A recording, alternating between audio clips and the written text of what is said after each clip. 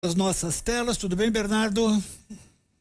Boa tarde, Sardenberg. Boa tarde, Cássia. Boa tarde, ouvintes da CBN. Boa tarde, Bernardo. Bom, o Lula finalmente falou da tentativa de golpe lá, o Bernardo, e foi a primeira vez que ele se manifestou sobre essa última, quer dizer, é a informação que a gente soube agora, né? Quer dizer, já estava em apuração há algum tempo, mas a gente ficou sabendo só nestes dias e o Lula finalmente se manifestou, Bernardo. Pois é, Sardenberg, Lula falou há pouco, ele estava abrindo o discurso no Palácio do Planalto, num evento sobre concessão de rodovias, e disse ali, eu anotei as palavras dele, foram curtas, ele disse assim: tenho que agradecer agora muito porque estou vivo. A tentativa de me envenenar, eu e o Alckmin, não deu certo. Ele falou isso com um sorriso no rosto, assim, quase num tom de piada. Agora, a gente está tratando de algo muito sério, muito grave, que é uma tentativa documentada, investigada, já relatada pela Polícia Federal ao Supremo, de assassinato do presidente da República eleito, do vice-presidente eleito e do presidente do Tribunal Superior Eleitoral, isso ali no final de 2022, para impedir justamente que os vencedores da eleição tomassem posse em janeiro de 23. Ô, Sardenberg, isso é de uma gravidade tamanha que a gente, fazendo uma comparação histórica, tornaria esse golpe tentado de 22 e 23 ainda mais violento que o golpe de 64 no Brasil. Isso, exatamente. Porque no golpe de 64, os detentores do poder constitucional, o presidente João Goulart, seus ministros, foram mandados para o exílio. E nessa tentativa de golpe de 2022, os golpistas tentaram mandar o presidente da República para o cemitério.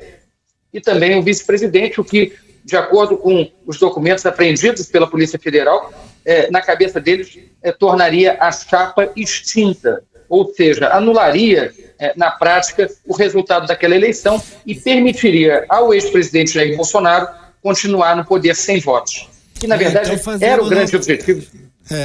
Ou então fazer uma nova eleição, como consta em alguns dos documentos, né?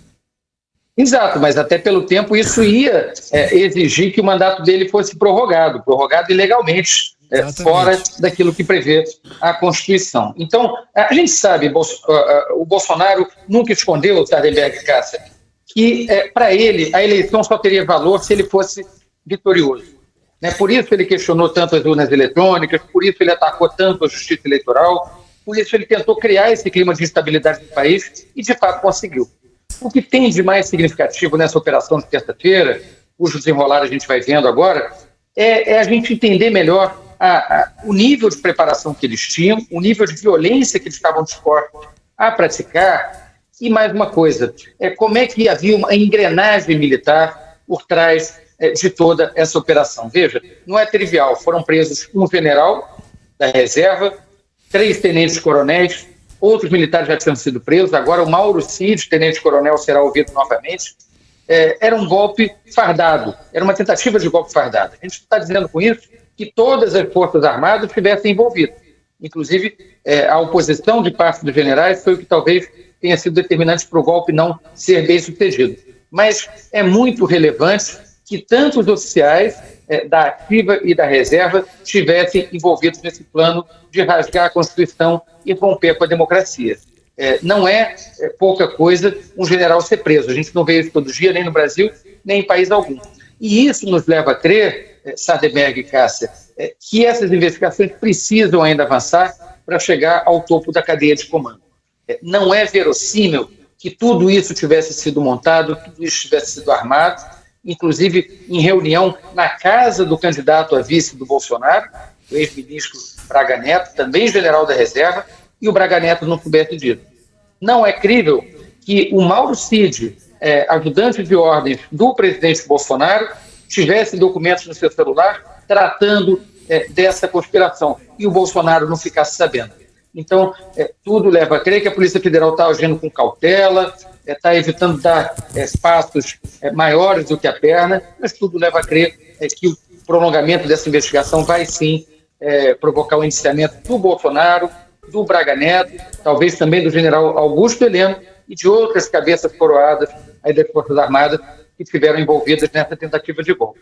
Hoje é um dia relevante, um dia importante, porque tem o depoimento do Mauro Cid. Mauro Cid é uma espécie de um elo disso tudo, é quase um Forrest Gump do crime no governo Bolsonaro. Tudo que era crime ele estava na cena, né? Tanto roubo de joias, falsificação de cartão de vacina, tentativa de golpe, e já está comprovado agora que ele mentiu e omitiu nos seus depoimentos à Polícia Federal. Certamente mentiu para salvar a própria pele e omitiu para proteger os seus superiores. São esses superiores que precisam entrar agora na mira das investigações.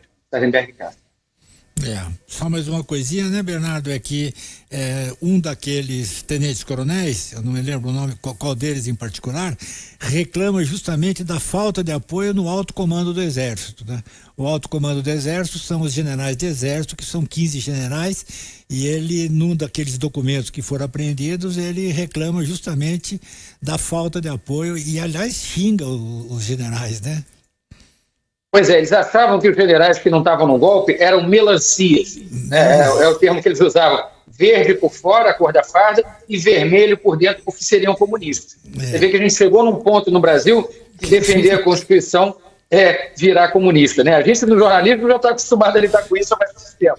Agora os próprios generais estão sentindo na pele aí o custo dessa radicalização, que muitos deles, infelizmente, compactuaram, até induziram nesses últimos anos. É importante lembrar também que tudo isso estava sendo tramado em acampamentos nas portas dos quartéis.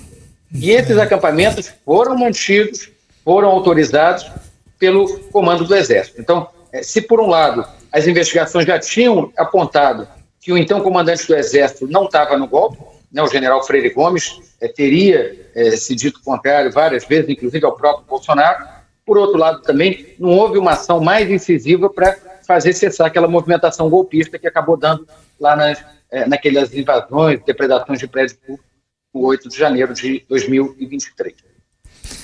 Bernardo Melo Franco, muitíssimo obrigado, Bernardo. Até a semana. Até a semana. Um abraço para vocês e boa tarde para os ouvintes. Até mais, Bernardo.